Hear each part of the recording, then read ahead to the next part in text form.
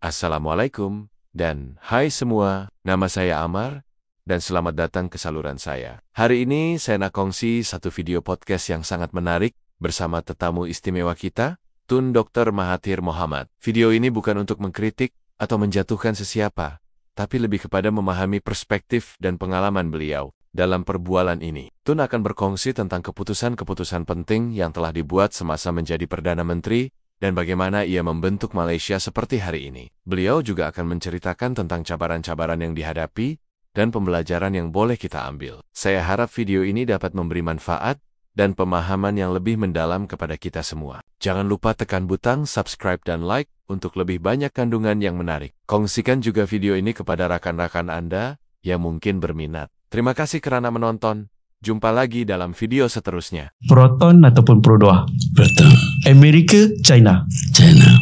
Khairi Jamaluddin atau Syed Saddiq? Banyak sebenarnya kita nak main quiz macam gini kan dekat Tun Mahathir kan. Semalam pengumuman tentang minyak RON 95 turun RM1.99. Tun senyum. Kenapa zaman Tun tak pernah buat subsidi petrol bersasar?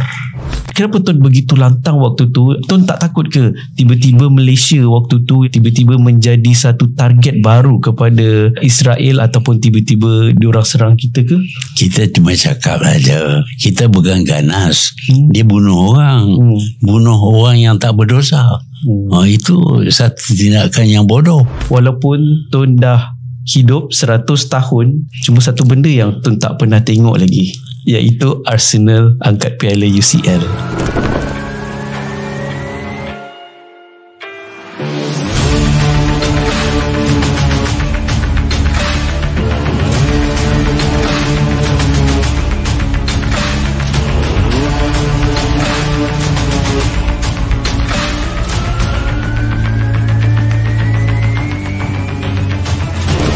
Bismillah, Alhamdulillah, kembali lagi ke rancangan Jangan Kecam yang dibawakan bersama rakan kongsi kami iaitu 70 Mai. Masih lagi dengan tetamu istimewa yang saya rasa macam mimpi saya berada di sini, iaitu tak lain tak bukan Tun Dr. Mahathir Mohamad. Terima kasih dan selamat datang sekali lagi Tun sudi bersama kami.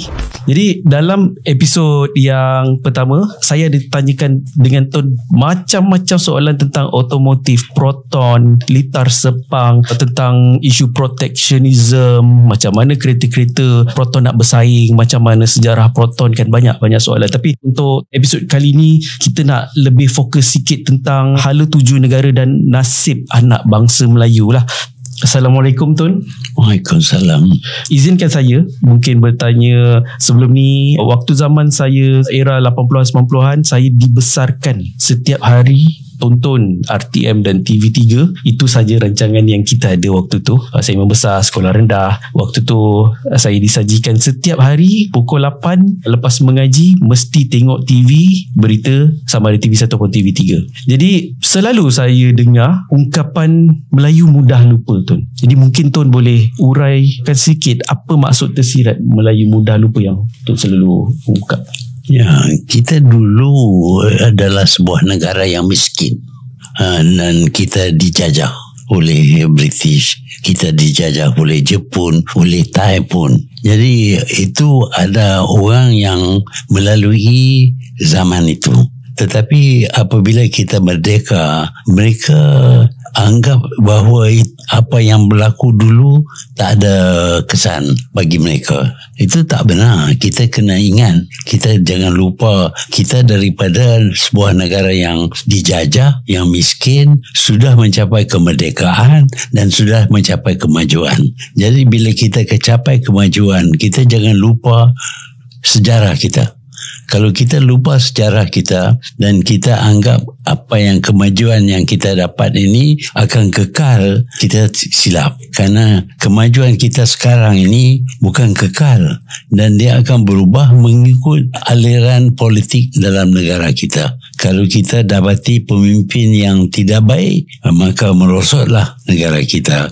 Kalau kita dapati pemimpin yang baik, alhamdulillah kita akan terus maju. Jadi kita jangan lupa yang dulu dan kita perlu sedar yang sekarang, dan kita perlu buat anggapan apa akan jadi kepada negara kita di masa hadapan. Baik.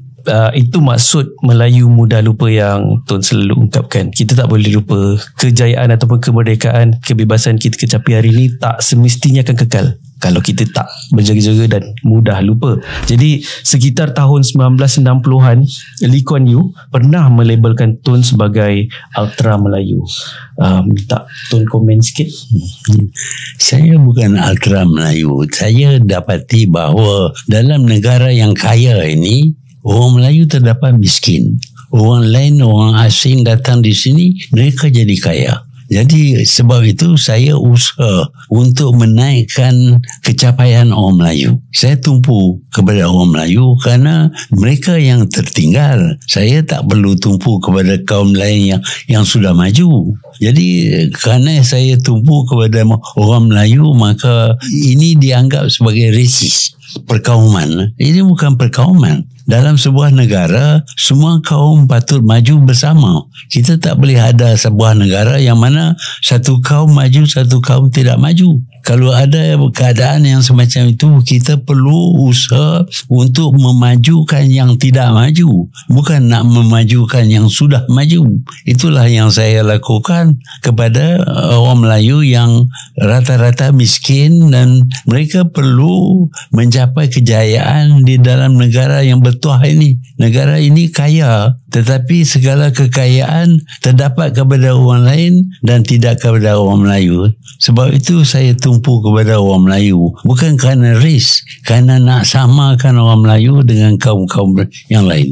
Baik, jadi jawapan Tun, kita perlu majukan bangsa yang belum maju. Jadi macam mana Tun rasa orang Melayu sekarang hari ini? Apa pencapaian orang? Adakah ada perubahan sewaktu zaman 60-an sampai hari ini? Ada perubahan ke? Ada perubahan, tapi belum mencukupi. Sekarang ini ada orang Melayu yang masuk dalam bidang perniagaan dan perusahaan, dan mereka masuk dalam bidang manufacturing. Ada syarikat Melayu yang membuat glove. Ada syarikat Melayu yang membuat kitchen cabinet. Ada syarikat Melayu yang masuk dalam bidang 3D printing. Macam-macam ada, tapi tak cukup lah. Orang lain lebih awal, lebih cepat lagi, lebih ramai lagi. Jadi kita nak kena desak supaya lain-lain orang Melayu juga masuk dalam bidang perniagaan dan perusahaan dan dapat kekayaan daripada usaha mereka. Ini satu soalan yang saya tak nak tanya, tapi ramai sangat yang minta kita tanya juga. Ini berkaitan dengan semasa. Kita masuk sekejap. Semalam pengumuman tentang minyak RON 95 turun RM1.99. Tun senyum. So saya divert sikit soalan dia. Saya tak nak bagi direct question. Kenapa zaman Tun tak pernah buat subsidi petrol bersasar? Dulu zaman itu kita berpendapat bahawa motoris boleh mampu membeli minyak. Harga minyak tidak terlalu tinggi, jadi kita tak perlu ada subsidi. Kita jual minyak dengan harga yang fair, yang adil lah. Jadi tak perlu subsidi dan tak menekan. Tetapi sekarang ini kita dapati bahawa harga minyak meningkat dengan tinggi, dan ramai orang yang tertekan kerana harga minyak sudah meningkat. Sebab itu kerajaan perlu bagi subsidi. Tapi kerajaan sekarang berhenti subsidi dan kurangkan harga minyak RON 95. Tetapi RON 95 diguna oleh orang yang kaya. Yang lebih penting ialah diesel. Diesel diguna oleh banyak kereta-kereta sewa dan juga untuk truk dan lain-lain kereta. Mereka itu terpaksa bayar diesel, harga diesel yang tinggi. Itu harga diesel tak dikurangkan. Jadi bila harga diesel yang tinggi, kos nak buat bisnes pun meningkat, dan akhirnya orang yang miskin pun terpaksa membeli barang yang sudah meningkat nilainya. Jadi cara menurun RON ini tak menguntungkan orang yang miskin. dia menjadi masalah kerana diesel tak turun. Jadi adakah sebenarnya kos pengangkutan lebih melibatkan diesel berbanding dengan petrol? Ya. Jadi kebanyakan luar negara macam dekat negara-negara Eropah termasuk Jepun, harga petrol setiap stesen minyak tak sama tuan ya. Setiap stesen minyak harga lain, pergi depan sikit harga lain, dan Malaysia merupakan salah satu 10 negara tak silap saya, mungkin masih lagi hari ini mempunyai harga petrol paling rendah di dunia lah kalau kita convert dengan USD. Jadi kenapa daripada awal-awal dulu harga petrol kita begitu rendah dan kita tak standard? Maksudnya ada negara yang dia tak standard harga petrol dia, masing-masing setiap stesen berbeza-beza. Macam mana boleh jadi macam tu sampaikan hari ini sekiranya harga petrol ataupun harga diesel kita naikkan sikit, dia dah impact semua lapisan ekonomi, termasuk yang kecil-kecil, peniaga pasar malam tu pun akan impact juga merasa. Ya, kalau kita perhatikan amalan di United Kingdom, mereka membenar syarikat minyak jual ikut harga mereka, tetapi mereka membayar untung mereka, ada tax on the petrol. Daripada tax itu mereka guna untuk membangunkan landasan-landasan seperti expressway. Jadi dia tak ada tol di England, tak ada tol. Tapi kita berpendapat bahawa kalau kita naik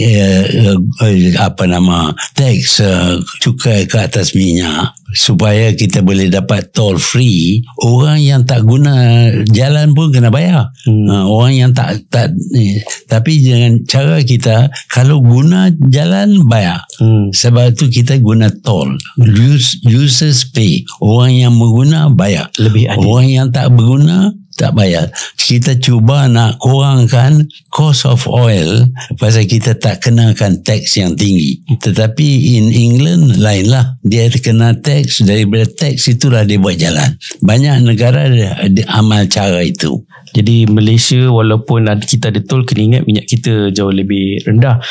Mungkin ramai lagi belum tahu, Tun walaupun dah berusia 100 tahun, sebenarnya Tun dah mula aktif dalam bidang politik sejak tahun 1945. Sekitar selepas Perang Dunia Kedua ya. So waktu tu Tun berumur 20 tahun. Dan usia tersebut sampai hari ini bermaksud Tun dah 80 tahun berkecimpung aktif dalam dunia politik. Beliau bukan sahaja hanya 100 tahun, tapi 80 tahun daripada 100 tahun tersebut beliau usahakan, beliau gunakan dalam kempen membina negara. Jadi satu soalan dekat sini, apakah cita-cita terbesar Tun pada waktu itu 1940-an 50-an yang Tun nak lakukan pada negara, dan adakah Tun berjaya laksanakan cita-cita yang Tun fikir waktu tu? Apa yang Tun nak ubah? Ya, bila kita dapat kemerdekaan, kita mula bangunkan negara, tetapi pembangunan itu agak slow lah, tak pantas. Jadi bila kita dapati ada peluang, kita telah perkenalkan cara-cara meningkatkan GDP kita. Dan GDP kita naik kadang-kadang sampai 8%, 9%, sampai 12% pun ada. Bila kita capai kenaikan GDP yang tinggi, kita berpendapat bahawa kita mampu jadi negara maju.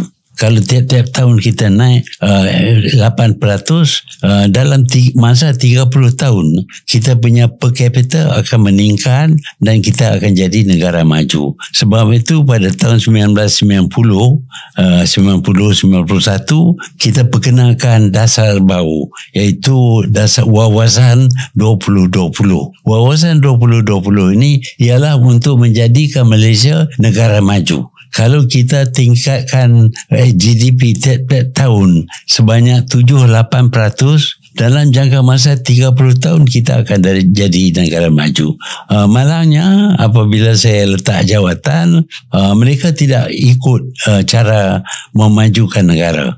Sebaliknya mereka alih jalan ni, position mereka ataupun direction mereka kepada yang lain. Jadi tak tumpu kepada pembangunan negara. Sebab itu apabila kita sampai kepada 2020, kita belum jadi negara maju. Inilah masalah yang kita hadapi sekarang. Ya, soalan yang seterusnya Tun dah jawab, okey, tentang wawasan 2020 kan. Bagi yang lahir 80-an, 70-an, so kita sama-sama membesar dengan setiap hari pergi sekolah dengan cerita, dengan lukisan kat dinding wawasan 2020 dekat sekolah kan. Tapi saya pun tak sabar juga nak jumpa tahun 2020 waktu tu. Tapi bila waktu masuk je 2020, macam tak seperti yang kita bayangkan lah.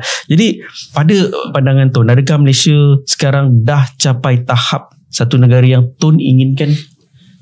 Belum. Jawapan pendek ni belum. Jadi bila Tun rasa berapa tahun lagi Malaysia boleh capai tahap negara maju yang Tun inginkan tu? Kalau dasar dan pendekatan sesuai dan kita dapat tumbuh GDP setahun 7% ataupun 8% dalam jangka masa 10 tahun, iaitu 20-30, kita boleh jadi negara maju. Tetapi di waktu ini kita tak boleh jadi negara maju pasal pertumbuhan ekonomi berkurangan, merosot. Jadi saya tak nampak kerajaan dapat memajukan negara sehingga menjadi negara maju. Baik, jadi kita mungkin perancangan tersebut tak boleh dicapai tahun 2030 Jadi sekiranya Tun diberi umur yang lebih panjang dan mungkin kita tak tahu diberikan sekali lagi kesempatan menjadi Perdana Menteri ataupun diberikan kuasa, apakah perkara pertama yang Tun nak lakukan? Benda yang paling penting Tun nak ubah kalau diberi kesempatan. Perkara yang pertama ialah apabila kita pilih pemimpin, kita pilih pemimpin yang sanggup menerima nasihat. Sekarang ini kita dapat satu orang pemimpin yang tidak nak terima nasihat. Dia fikir dia tahu semua, tapi dia tak tahu. Sebab itu dia tak boleh majukan negara. Jadi kalau kita nak ada orang yang boleh majukan negara, orang itu Perdana Menteri umpamanya perlu dengar nasihat daripada pakar. Saya sendiri pun semasa saya jadi Perdana Menteri, saya dengar pakar punya nasihat. Kerana saya kelulusan saya dalam bidang perubatan, bukan dalam bidang ekonomi, bukan dalam bidang finance. Bila saya berhadapan dengan masalah finance, financial crisis dulu pada tahun 1997-98, saya perlu tanya expert, orang yang bijak dalam bidang finance, dalam bidang ekonomi, dalam bidang perniagaan perusahaan, akademik, dan tanya mereka apa dia masalah supaya saya faham dan kita sama-sama fikir bagaimana kita nak atasi masalah. Jadi bukan saya seorang saja buat keputusan. Saya dengar pendapat orang lain. Tapi kita dapati sekarang ada Perdana Menteri yang fikir dia seorang saya tahu, orang lain tak tahu. Sebab itu rosak ekonomi. Jadi apa Tun rasa akan berlaku dekat ekonomi negara dalam masa 5 tahun akan datang? Saya khawatir keadaan akan merosot. Cost of living, kos sara hidup akan meningkat dan rakyat yang miskin akan menderita. Baik, jadi kita akan hurai panjang lebar lagi dan kita akan beri laluan kepada kita punya rakan iaitu 70 My.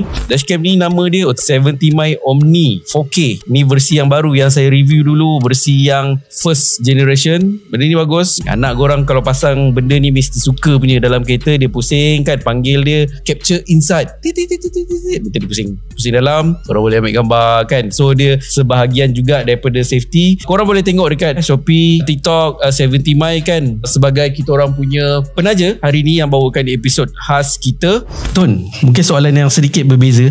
Saya nak tanya, ni mungkin soalan jawapan yang pendek je. Dalam banyak-banyak pencapaian Tun ataupun perkara yang Tun lakukan, apakah kejayaan paling besar yang Tun rasa Tun pernah capai sepanjang kerjaya politik Tun 80 tahun ni? Adakah ianya Menara Berkembar Petronas, Proton, Putrajaya, KLIA ke? Apa satu perkara paling Tun rasa paling berjaya pun Tun pernah lakukan? Ya, di masa saya jadi Perdana Menteri, negara dikenali sebagai Harimau Asia. Itu bagi saya itu satu pencapaian yang boleh dibanggakan lah. Harimau Asia waktu sekitar 80-an, Ya. 90-an. Apakah cita-cita Tun yang Tun belum capai? Ada tak cita-cita yang Tun belum capai lagi sampai hari ini? Banyak.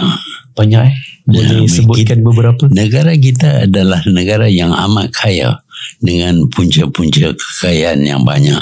Tetapi kalau ada punca yang kekayaan pun, kalau ada resource pun, kalau tak tahu macam mana nak guna resource, kita tak mungkin kaya. Kita tak mungkin maju. Nak maju, kita kena tahu cara. Ini kita dapati sekarang ni oleh kerana pemimpin tidak hendak dengar nasihat, maka dia tak tahu cara dan kita tak akan capai kemajuan. Ada yang tanya pasal geopolitik sedikit sebab sekarang tengah krisis tentang Iran dan Palestin, dan Tun seorang yang sangat-sangat lantang dalam pentas politik dunia.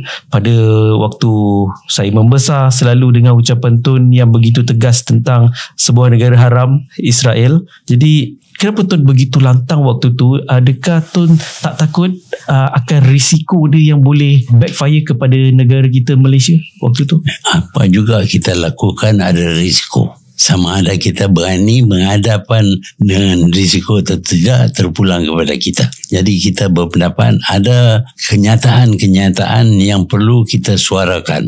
Umpamanya dalam mesyuarat Muslim Islamic punya organisation 20 tahun lalu pada tahun 2003 saya kata Israel menguasai dunia melalui proksi. Dia guna Amerika, dia buat macam dia menguasai dunia. Dan sekarang ini jelas dia boleh bunuh orang, begitu ramai dia bunuh. Siapa yang mempertahan dia? Amerika Syarikat. Jadi kita nampak benda ni akan berlaku, dan sekarang ni dia sedang berlaku.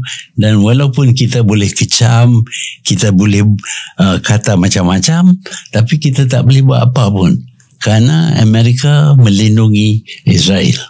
Inilah masalah yang kita hadapi sekarang. Ucapan tersebut yang mengatakan Israel menggunakan proksi, itu merupakan satu ucapan yang sangat-sangat bagi saya legend. Saya tak pernah tengok mana-mana pemimpin dunia lain yang berani mengeluarkan kenyataan tersebut pada tahun 1990-an.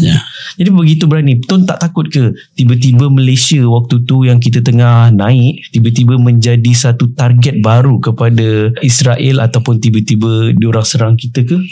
Kita cuma cakap saja. Kita bukan ganas. Yang jadi masalah kepada dia orang ganas tapi tak berani cakap. Dia bunuh orang. Itu tak ada dapat apa keuntungan. Umpamanya dia letupkan diri dia bunuh orang yang tak berdosa.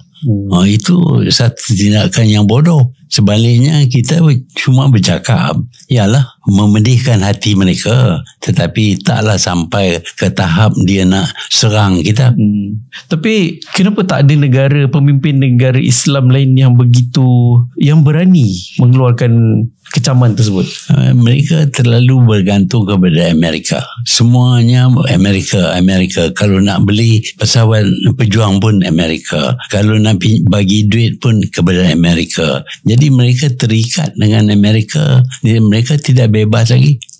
Jadi waktu tinggal 2 minit bersama Tun Mahathir, sebenarnya banyak lagi saya nak tanya kepada beliau. Mungkin ramai generasi muda, Gen Alpha dan Gen Z tak tahu tentang cerita kisah Bosnia, yang mana kalau walaupun hari ni pergi ke Bosnia, kita sebut atau membawa bendera Malaysia, pasti nama Tun Mahathir diorang akan ingati seseorang wira bagi diorang. Kita tak sempat nak cerita pasal tu. Kita hormati Tun adalah seorang yang tepati masa. Kita pun kena berjadi macam gitu juga. Tun pilih satu di antara dua ni, Proton ataupun Pro 2. Proton. BMW, Mercedes. Mercedes. Amerika, China. China. Okey, Khairi Jamaluddin atau Syed Saddiq? Syed Saddiq. Okey, banyak sebenarnya kita nak main quiz macam gini kan dekat Tun Mahathir kan. Mungkin satu soalan saya minta maaf. Boleh Tun bagi 3 nama yang Tun rasa berpotensi boleh jadi Perdana Menteri waktu akan datang ataupun pengganti Tun, calon Perdana Menteri masa akan datang? Adakah ianya Khairi Jamaluddin, Syed Saddiq, Mukhris Mahathir ataupun siapa-siapa pun, ataupun Nas Abdullah? Nomborkan 3. Ini saya tak boleh bagi. Pasal kalau saya bagi nama, dia jadi satu isu. Baik. Dan kalau saya bagi nama, orang itu boleh guna nama. Baik, faham. Jadi itu mungkin soalan yang tak sepatutnya lah kan. Ini satu ungkapan ataupun lawak yang ramai suruh saya sampaikan kepada Tun. Mungkin Tun pun tak faham, tapi lebih kurang cerita dia, walaupun Tun dah hidup 100 tahun, Tun dah saksikan bermacam-macam benda perang dunia apa semua, cuma satu benda yang Tun tak pernah tengok lagi, iaitu Arsenal angkat piala UCL. Tun tengok bola tak? Bola? Saya bola tak berapa minat. Baik, Tun seorang yang tak suka buang masa. Baik, ada apa-apa lagi tertinggal benda perkara-perkara yang penting? Saya sangat-sangat berbesar hati dapat berada di sini bersemuka bersama Tun Mahathir. Saya mohon maaf juga kepada Tun kalau saya ada terkasar bahasa kepada audiens. Banyak perkara yang kita boleh ambil belajar daripada seorang negarawan umur 100 tahun, masih lagi berbasikal, masih lagi memandu kereta. Apakah yang beliau lakukan setiap pagi, bangun dan makan macam mana. Banyak kita kena improve diri kita. Dan terima kasih sekali lagi yang tak terhingga daripada Naz & Co kerana Tun Mahathir sudi bersama kami dalam rancangan Jangan Kecam. Harap-harap Tun tak serik dan mungkin sudi bersama kami di luar satu hari nanti untuk review kereta. Boleh. Terima kasih Tun. Assalamualaikum. Waalaikumsalam.